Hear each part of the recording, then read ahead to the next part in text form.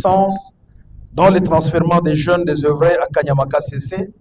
Par contre, à Kananga, on avait vu des jeunes dans l'effervescence et tous joyeux de s'embarquer volontairement dans les trains jusqu'à Kanyamaka CC.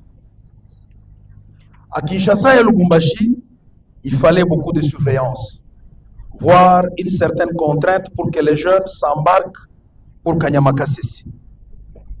Une certaine opinion faisait circuler de faux bruits disant que c'est pour la traite des êtres humains que les jeunes étaient envoyés à Kanyamaka CC. Le service national, disais-je, n'est pas étranger dans la ville de Kananga, car les bâtisseurs formés à Kanyamaka CC ont construit des écoles dans la ville de Kananga, où les bâtisseurs visibles à Kanyuka, à Mouimba Telecom, à Saint-Martin-de-Porres sont visibles. Le service national a également construit des écoles à l'intérieur de la province du Kasaï central, notamment à Chimbulu dans le territoire de Dibaya, Chichankou dans le territoire d'Endemba et Matamba dans le territoire de Kazumba.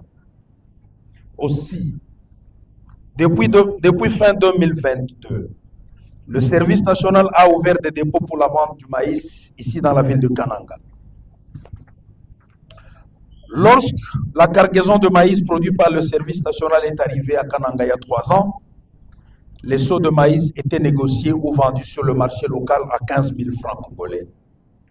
Aujourd'hui, avec la présence du service national, il se vend à 3 000 francs congolais, alors que le franc congolais connaît parfois une dépréciation.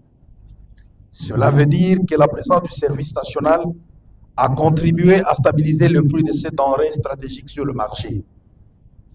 Non seulement le service national met le maïs grain à disposition de la population de Kananga, mais a également commencé à produire dans la province du Kasaï central. Il est présent à Katouampi et à Congo.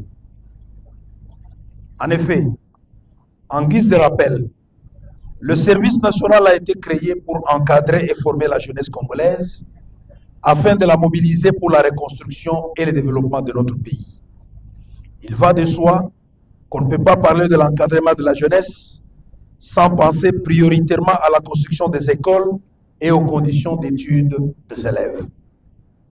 C'est ainsi qu'après avoir décrété la gratuité de l'enseignement, une mesure salutaire qui a ramené plusieurs millions d'élèves dans les circuits scolaires, le chef de l'État, son Excellence Félix Antoine Tshisekedi Tshilombo, a pensé à l'amélioration des conditions d'accueil des élèves dans les écoles du pays. C'est pour cette raison qu'il a instruit le service national de fabriquer des bancs pupitres. Aussitôt demandé, aussitôt fait. Le service national a installé des ateliers modernes de menuiserie à Kinshasa, à Lubumbashi, à Kananga, à Mbujimaï et à Kimpesi pour produire des bancs pupitres afin, selon la volonté